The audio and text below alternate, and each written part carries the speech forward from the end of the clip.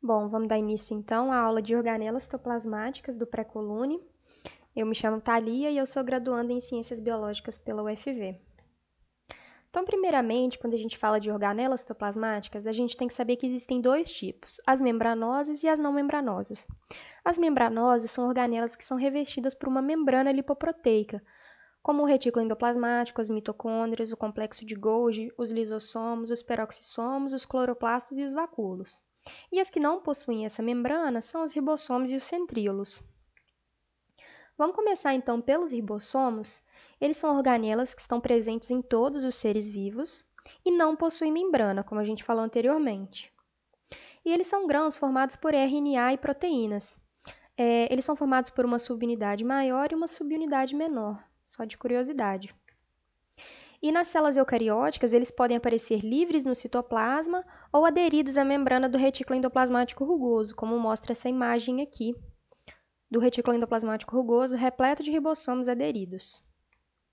E a função dos ribossomos é a síntese de proteínas, né? São eles que vão produzir as proteínas, que vão fabricá-las. Aqui tem uma imagem de um ribossomo fabricando uma determinada proteína. Então, ele vai deslizando pelo RNA mensageiro e vai formando essa proteína. Passando para o retículo endoplasmático, ele é uma complexa rede de tubos e bolsas membranosas, como a gente pode ver aqui.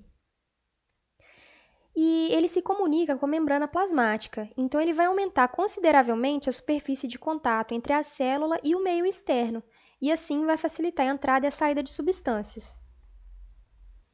Como eu disse, ele tem uma comunicação com a membrana plasmática e isso facilita o transporte de substâncias pelo citoplasma. E o seu aspecto ao microscópio pode distingui-lo entre retículo endoplasmático liso ou retículo endoplasmático rugoso. Aqui uma imagem mostrando que o retículo endoplasmático rugoso encontra-se mais próximo do núcleo e o retículo endoplasmático liso encontra-se mais externamente. Mais uma vez mostrando aqui o retículo endoplasmático rugoso e o liso. Começando pelo retículo endoplasmático liso, ele é uma extensão da carioteca e é formado por tubos membranosos lisos, que não possuem ribossomos aderidos. E a função do retículo endoplasmático liso é a de síntese de lipídios, como colesterol, hormônios esteroides, fosfolipídios, e é no retículo endoplasmático liso que também ocorre o processo de desintoxicação das células, além do armazenamento dos íons de cálcio.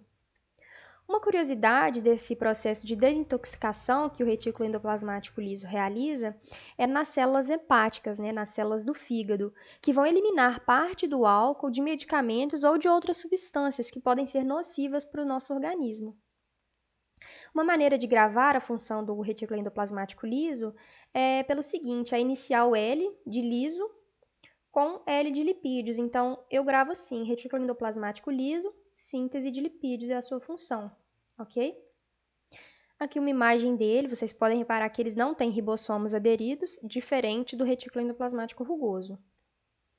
E mais uma vez, aqui mostrando o retículo endoplasmático liso. O rugoso, por sua vez, ele é formado por bolsas achatadas e tem ribossomos aderidos. E se eles têm ribossomos aderidos, a sua função vai ser a de síntese proteica. Como a gente falou, os ribossomos têm a função de síntese de proteínas. E se no retículo endoplasmático rugoso existem esses ribossomos aderidos, eles vão ter também a função de síntese proteica. Além disso, eles também vão transportar e armazenar substâncias. Aqui mostrando mais uma vez o retículo endoplasmático rugoso com seus ribossomos aderidos. Passando então para o complexo de Golgi, ele é uma organela formada por uma pilha de sacos achatados e de vesículas, que a gente fala que são as vesículas do Golgi. A função do complexo de Golgi é de armazenamento, transformação, empacotamento e secreção de substâncias que vão atuar fora da célula. Um exemplo são as enzimas digestivas e o muco, que vão atuar fora da célula. E o material proteico vindo do retículo endoplasmático rugoso vai ser encaminhado para as vesículas do Golgi, onde vai ser acumulada e condensada para posterior eliminação para fora da célula, onde elas irão atuar.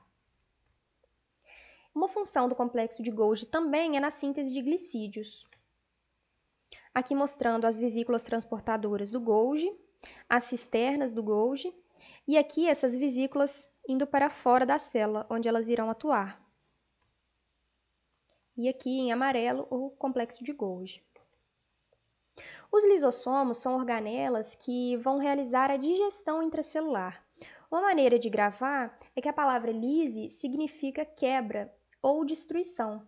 Então, são bolsas membranosas que contêm enzimas digestivas que vão ser capazes de digerir diversas substâncias orgânicas. Os lisossomos são encontrados em praticamente todas as células eucarióticas e, como eu disse, têm a função de digestão intracelular. Essas enzimas elas vão digerir tanto substâncias capturadas do meio externo, através da fagocitose ou da pinocitose. Essa imagem aqui mostra as partículas sólidas sendo englobadas por um fagossomo e os lisossomos vão liberar as suas enzimas digestivas e esse material vai ser expelido para fora da célula. Os peroxissomos são organelas esféricas encontradas tanto nas células vegetais quanto nas animais, e eles contêm também enzimas digestivas no seu interior. E eles possuem uma maior concentração da enzima catalase. Como eu disse, estão presentes também nas células vegetais e têm a função de desintoxicação e também vão degradar gorduras e aminoácidos. Essa catalase, essa enzima que possui dentro do peroxissomo, ela vai degradar a água oxigenada, o peróxido de hidrogênio, que é formado durante o metabolismo celular. E esse peróxido de hidrogênio ele é tóxico para a célula. Então, essa enzima catalase vai quebrá-lo em 2 moléculas de água e 1 molécula de oxigênio. E aqui mostrando os peroxissomos em uma célula vegetal. Os centríolos são organelas não membranosas e são encontrados tanto em células animais quanto em células vegetais. Eles são localizados próximos ao núcleo. E uma curiosidade é que cada centríolo é formado por um conjunto de 9 grupos de 3 microtúbulos. Como dá para ver aqui, são 9 grupos de 3 microtúbulos cada um. Eles têm uma capacidade de autoduplicação, tá? O centríolo ele pode dar origem a um novo centríolo. E as funções dele é de formar o fuso e o áster na divisão celular, como mostra aqui, formando o fuso e formando o áster. E também formam cílios e flagelos, que são estruturas locomotoras. O vacúolo é uma organela presente somente em células vegetais, tá? Ele está ausente nas células animais e alguns protozoários de algodoce também possuem. Então, aqui mostrando o vacúolo e aqui nessa imagem também. A função do vacúolo é de regular as trocas de água que ocorrem na osmose, mas ele também pode armazenar pigmentos. E aqui mostrando um protozoário de água doce com seus vacúolos contráteis. A mitocôndria é uma organela muito importante e ela é presente nas células eucariontes, tá? Presente em animais, plantas, protozoários, fungos, enfim. E ela possui 2 membranas, uma membrana mais interna, que a gente fala que são as cristas mitocondriais, e uma membrana mais externa, que é lisa. A função da mitocôndria é a de respiração celular. Elas vão produzir energia, que a gente chama de ATP, para as atividades celulares. E como as mitocôndrias do espermatozoide não penetram no óvulo durante a fecundação, apenas o núcleo do espermatozoide que vai penetrar no óvulo, as mitocôndrias presentes na célula ovo são originárias exclusivamente da mãe. E os cloroplastos, assim como as mitocôndrias, são delimitados por 2 membranas, uma mais interna e uma mais externa. As membranas internas são onde estão presentes as moléculas de clorofila e vão formar pequenas bolsas discoidais que a gente chama de tilacoides. Esses tilacoides eles se organizam uns sobre os outros, formando pilhas que a gente chama de grânum. Cada pilha é um grânum, ok? E o espaço interno do cloroplasto é preenchido por um fluido que a gente chama de estroma. E a função dos cloroplastos é a de fotossíntese. Aqui uma comparação entre a célula animal e a célula vegetal. Percebam que a célula vegetal é a única que possui cloroplasto e o vacúolo, além da parede celular. Agora vamos resolver algumas questões. A primeira questão é do Colune de 2016, que fala o seguinte: a tabela abaixo apresenta alguns componentes celulares presentes ou ausentes nas células A, B e C. A partir da análise das informações contidas na tabela, É incorreto afirmar que. Então, vamos lá para a letra A. B e C são células de origem animal. Vamos ver a célula B. Ela não possui cloroplastos, não possui envoltório nuclear, nem mitocôndria, nem nucleolo. Possui apenas a parede celular e o ribossomo.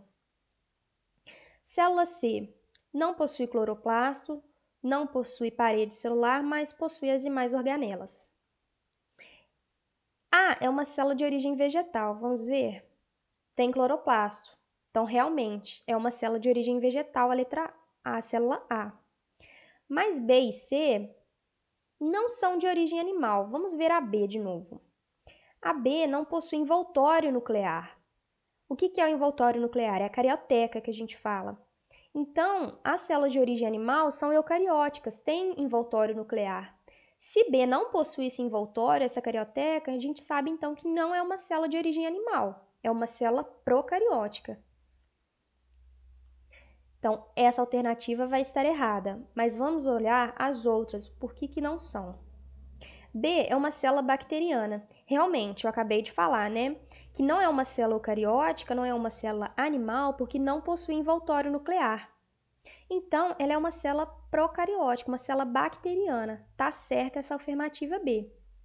Vamos para C. A e C são células eucarióticas.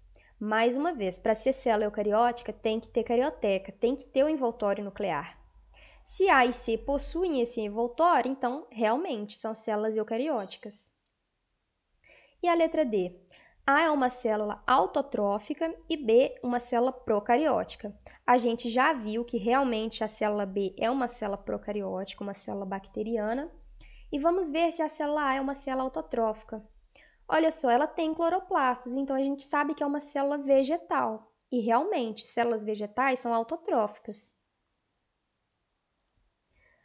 Passando para mais uma questão do Colune, dessa vez o de 2019. Fala o seguinte: o oxigênio atmosférico é inalado pelos pulmões e transportado pelo sangue para as diferentes partes do corpo. Do interior dos vasos sanguíneos, o O2 se difunde até os tecidos e passa para o interior das células através da membrana plasmática. Nas células, o O2 é utilizado por um compartimento citoplasmático, uma organela, durante a produção de energia. Assinale a alternativa que apresenta corretamente o nome desse compartimento, o nome dessa organela. Olha só, está falando que esse O2 vai ser utilizado durante a produção de energia. A gente viu que qual organela está responsável pela produção de energia, de ATP? A mitocôndria, né? Então, essa questão bem facinha. A mitocôndria produz energia, então a gente já mata aqui, direto. Mais uma questão, dessa vez não é do Colune, tá? Porque nas provas do Colune de 2012 até 2020, só encontrei 2 questões de organelas citoplasmáticas. Então, vamos para essa aqui da Universidade Federal do Mato Grosso. Em relação às seguintes estruturas celulares, mitocôndrias, lisossomos, peroxissomos, cloroplastos, complexo de Golgi e ribossomos, assinale as proposições corretas. A estrutura 2, lisossomos, está relacionada com a heterofagia e com a autofagia celular. Realmente, eu falei para vocês que os lisossomos estão relacionados com o processo de fagocitose e pinocitose. Então, sim, estão relacionados com a heterofagia e com a autofagia celular. A estrutura ribossomos está relacionada com a síntese proteica. Verdade, né? A gente viu que os ribossomos têm a função de síntese de proteínas. A estrutura 5, complexo de Golgi, é abundante em células secretoras. Sim, a gente viu que o complexo de Golgi tem a função de armazenar e secretar, né, substâncias. Então, quanto mais células secretoras tiverem, mais complexo de Golgi vai ter também. Então, está certa. O processo de fotossíntese está relacionado à estrutura 4, cloroplastos. Realmente, a gente viu que os cloroplastos estão presentes nas células vegetais e são responsáveis pela fotossíntese. A estrutura 3 está relacionada ao transporte de substâncias e à síntese de esteroides na célula. Essa aqui é uma pegadinha, né? A gente viu que quem está relacionado à síntese de esteroides é o retículo endoplasmático liso, certo? Então, não está verdade. Os peroxissomos têm a função de desintoxicação. E a última, assinale a alternativa correta em relação às organelas celulares e às suas características. Letra A. Os ribossomos são estruturas nas quais são fabricadas as proteínas celulares. Encontram-se livres ou no núcleo da célula. Essa aqui é quase que uma pegadinha, né? Os ribossomos, eles são produzidos no núcleo, mas eles não encontram-se no núcleo. Eles podem se encontrar livres no citoplasma ou aderidos à membrana do retículo endoplasmático rugoso. Então, essa afirmativa está errada. Letra B. O retículo endoplasmático é formado por pequenas bolsas com sucos digestivos, enzimas, que se desprendem do complexo de Golgi e ainda realizam a digestão de diversas substâncias. Olha só, a gente viu que essas enzimas elas vão estar presentes aonde? Nos lisossomos, né? Não é no retículo endoplasmático. Letra C. Os lisossomos são uma rede de bolsas ou tubos membranosos em que há transporte de substâncias pelo citoplasma e também produz substâncias como colesterol e a lecitina. A gente viu que os lisossomos não são rede de bolsas ou tubos, eles são esféricos e eles vão ser responsáveis pela digestão intracelular, tá? Então está errada essa afirmativa. Letra D. As mitocôndrias são estruturas que utilizam açúcares e gás oxigênio para produzir energia em um processo denominado respiração celular. Sim, realmente, as mitocôndrias são responsáveis por produzir ATP, que é a energia que as células vão utilizar. Então, essa é a afirmativa correta. Eu encerro a aula por aqui e até a próxima.